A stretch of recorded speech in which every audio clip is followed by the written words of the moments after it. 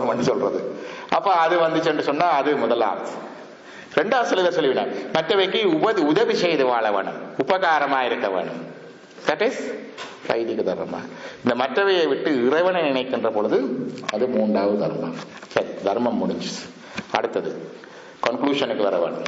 இப்ப அந்த 3 level Dharma 4 and 4 applicable levels பார்த்துட்டோம் இல்லையா? முதலாவது தர்மம் யார் பார்க்கிறது? உலக தர்மத்தை கவனிப்பது யார்? The government, police and forces. அது அரசாங்கத்தின் வேலை. இப்ப நாட்டில் ஒழுங்கு இல்ல, சட்டம் கிடைக்குது, உரிமை இல்லை என்றால் இந்த தர்மத்துக்கு அரசன் தான் காரணம். இன்றைக்கு அரசாங்கத்தை ஆக்குவது யார்? ஜனநாயக நாடுகள்ல people. So உங்களுக்கு அந்த ரெஸ்பான்சிபிலிட்டி இருக்கு. So elect the right person, elect the right government, exercise your political rights. உரிமை போராட்டம், கோஷம் போடுதல் எல்லாமே இது வரும். இந்த இதுக்கு அடுத்து ஒன்று, இதுக்கு கடவுள் வர மாட்டார். இதுக்கு கடவுள் வர மாட்டார். முள்ளிவாய்க்கால வரையிலே ஏண்டா இது மனுஷர்கள், அரசர்களும், whoever holding the political powers and politicians and the people who are making politicians, it is their duty, is worldly dharma. That is one. இரண்டாவது வைதிக தர்மா. இந்த வைதிக தர்மா என்றால் எல்லாருக்கும் இருக்குது, ஆனா ரிசோர்ஸ்ஃபுல் பீப்புளுக்கு மஸ்ட்.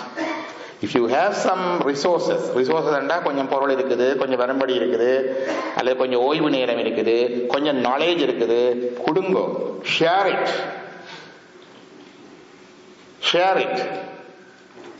அப்ப the second level of dharma, the custodians or guardian are the people who have the resources, intellectual resources, material resources, personal resources, resource of the time, place, person. சில பேர் சொன்னா கேட்பாங்க, சில பேருக்கு நல்ல குரல் இருக்கும், அந்த சொல்லலாம், சில பேருக்கு நல்ல ஆற்றல் இருக்கும், அதை வெளிப்படுத்தலாம். So we have to share it. அது resourceful person. மூன்றாவது தர்மம் இறை தர்மம். இந்த இறை தர்மம் யார் கஸ்டடியன்? யார் who is the guardian of இறை தர்மம்? அவன்தான், இறைவன் தான் இந்த தர்மத்தை காக்கிறது. இந்த தர்மத்தை காப்பதற்காகத்தான் இந்த இறைவன் திருப்பி வார. அதான் பகவத்கீதையில சொல்றார். என்ன சொல்றார்? பரித்ராணாய சாதுனாம் விநாசாய துஷ்ரதாம் தர்ம சம்ஸ்தாபனாஸ்தாய சம்பவாமி யுகே யுகே. இந்த தர்மத்துக்குத்தான் இறைவன் யுகமே திருப்பி வந்து கொண்டிருக்கிறார். எங்களுக்கு பொலிட்டிக்கல் ரைட்ஸ் எடுத்து கொடுக்கறதுக்கு அல்ல, எங்களோட சோசியல் சர்வீஸ் செய்ய வைக்கிறதுக்கு அல்ல, இல்லையா? ஆனால் எங்களுடைய தர்மத்தை, இந்த இறை தர்மம் என்றால் இருக்குது. அதான் பகவத்கீதையில சொன்னார், பக்தி யோகம், கர்ம யோகம், ஞான யோகம். இதுதான் இறை தர்மம். பகவத்கீதை என்ன சொல்றார்? சர்வ தர்ம பரித்யாக மம் ஏவம் சரணம். எல்லா தர்மங்களையும் கைவிட்டு என் ஒருவனையே சரணடைவாயா. யார் சென்டரங்கள்? காட், கடவுள் தான் சென்டர். மிச்ச தர்மம் எல்லாம் செகண்டரி.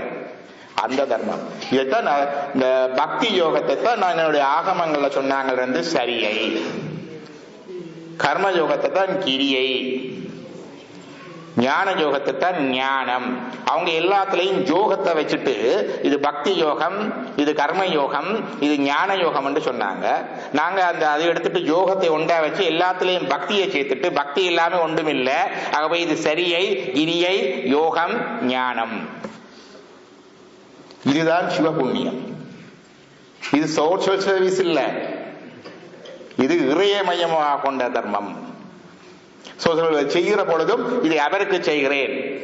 மூன்று தான் செய்யலாம் தானே? ஓகே, என்னட்ட இருக்கு, இன்றைக்கு எடுத்து போய் செய்து போட்டு, இன்னைக்கு ராமன் இருக்கிறார், ஒரு அவரை கூட்டிக் கொண்டு போய் ஒரு படம் எடுக்க பண்ணி கட்டில் கொண்டு போடுவார் பேப்பர்ல, அதையும் போட்டு வடிவாக அதை செய்கிறார். அது ஒரு லெவல் தர்மம். இல்ல மற்றவன் கஷ்டப்படுறான், அதுக்கு உதவி செய்வோம் என்று போய் செய்கிறது இரண்டாவது தர்மம். இந்த கஷ்டப்படுகிறவர்கள் இறைவனுடைய திருவுருவமாக பார்த்து விவேகானந்தர் சொன்னார் இல்லையா, சேவை செய்யண்டு. இறைவனுடைய திருவுருமாக பார்த்து விவேகானந்தர் சொன்னார், நீ சேவை செய்ய, உன்னுடைய முத்தியை அடுத்த புறத்துல பார்த்துக் கொள்ளலாம்.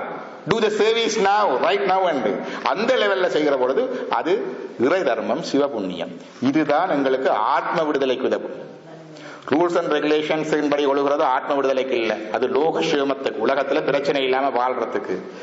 வைதிக தர்மம் இந்த உலகத்திலே மற்ற உலகங்களே நல்லா இருக்கிற புண்ணியம் தேடுறதுக்கு. சிவ தர்மம் விடுதலைக்கு, ஆன்ம விடுதலைக்கு. இதுல இது ஹிந்துவுக்கும் இதுதான், கிறிஸ்டியனுக்கும் இதுதானே. ஏதாவது வித்தியாசமா இருக்கா?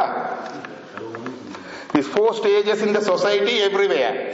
அஞ்சாவது ஒன்று சொல்லுங்க பாப்போம். இல்ல, 4 stages in the individual life: student life, family life, retired life and ascetic life. அஞ்சாவது ஒன்று சொல்லலுமா? ஒருத்தர் கேட்டார், டிவோர்ஸ் ரெண்டா என்ன? அதுவும் இல்ல இருந்தானே, கட்டிட்டார் வந்துட்டு, அது ஆஃப்டர் லைஃப் இருக்கு. அப்ப இந்த இதை விட இல்ல, தர்மத்துல இந்த 3 லெவலை விட 4வது ஒன்று சொல்லலுமா? இல்ல. It's a complete package in one. இது ஹிந்துஸுக்கும் அதுதான், கிறிஸ்டியன்ஸுக்கும் அதுதான், இஸ்லாத்துக்கும் அதுதான், பௌத்தருக்கும் அதுதான். சமயம் 500 வருஷத்துக்கு 5000 வருஷத்துக்கு இருந்து நின்று அழிந்து போன சமயங்களுக்கும் அதுதான், இன்றைக்கு இருக்கிற சமயங்களுக்கும் அதுதான், 5000 வருஷம் 50000 வருஷத்துக்கு பிறகு வரப்போற சமயங்களுக்கும் அதுதான். This is the dharma of all the religions of the past, present and future. This is the சனாதன தர்மா. இந்த தர்மத்தை காப்பதற்குத்தான் இறைவன் வருகின்றார். அப்படி வந்தவர் தான் எங்களுடைய ராமகிருஷ்ணர். ராமகிருஷ்ணர் பொலிட்டிக்கல், இந்தியாவில் ஆங்கில ஆட்சி தானே இருந்தது, பொலிட்டிக்கல் ரைட்ஸுக்கு போனவரா? எவ்வளவோ மக்கள் கஷ்டப்பட்டு கொண்டுதான் இருந்தார்கள். Social service செய்தவரா? அவர் செய்தது இந்த தர்மத்தை காக்க வந்தார். அது மகாத்மா காந்தி வந்தார், அவர் பொலிட்டிக்கல் ரைட்ஸுக்கு போனார், அவர் சோசியல் சர்வீஸ் செய்தார். ஆனா அவரை நாங்கள் அவதாரம் என்று சொல்லுவதில்லை. அவர் ஒரு மனிதர், தலைவர். அப்ப இதுதான் ராமகிருஷ்ணர். இந்து மதத்துக்கு அந்த ராமகிருஷ்ணர் என்றது இதுதான். இது இந்து மதத்துக்கு அண்டு இல்ல, it is a universal truth, cosmic truth, applicable everywhere, any irrespective of time, place and person. நன்றி, வணக்கம்.